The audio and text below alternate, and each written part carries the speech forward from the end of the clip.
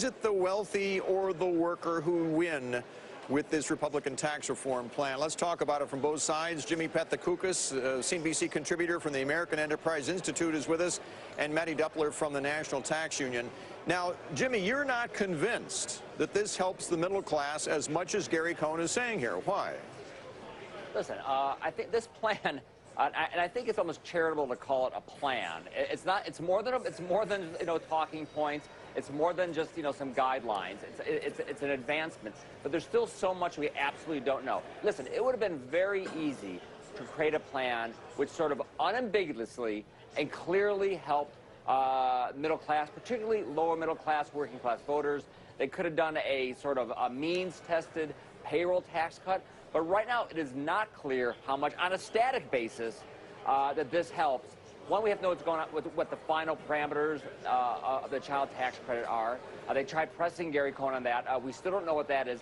That's going to be key. Now, you could argue that on a dynamic basis with all the growth, it will help the middle class that way. But it could be very clear, even on this basis, that it would, and it isn't. Well, Mattie, you guys are saying that the core tax reform principles outlined can deliver relief for middle-class families, highlighting the simpler filing process there. So what are your thoughts?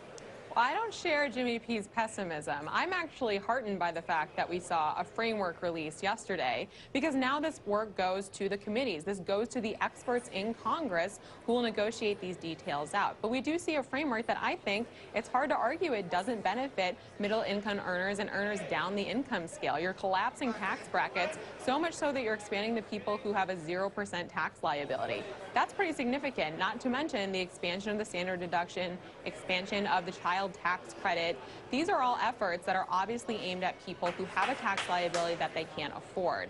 You heard Gary Cohn mention the fact that getting rid of some of the other deductions and junk in the tax code is what's going to help make that math work. But, the deductions that are taken with these state and local, for instance, these are all deductions that are taken by high-income earners. So without them, it's obvious that the impact is going to go straight to middle-income earners.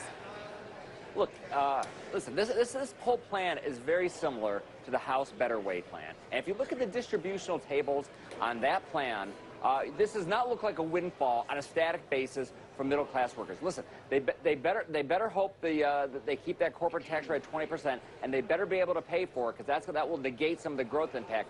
The way this is going to help middle-class workers ultimately is by the growth. So they got to make sure this thing is structured so they get the growth. If they don't get that, it's not going to help them very much at all. But, Jimmy, you almost make it sound like that's a minor thing. If they get some growth, it'll help. Well, that's the whole point, right? I mean, that's what I'm saying. I mean, it's not minor. If this moves in the right direction to both, on day one, but also in terms of down the road, isn't that the whole point? Right. It's the whole point as long as this thing ends up not losing $2 or $3 trillion. I would be far less optimistic about the growth. If it loses, all right. So that means so far what we know is it's a money loser.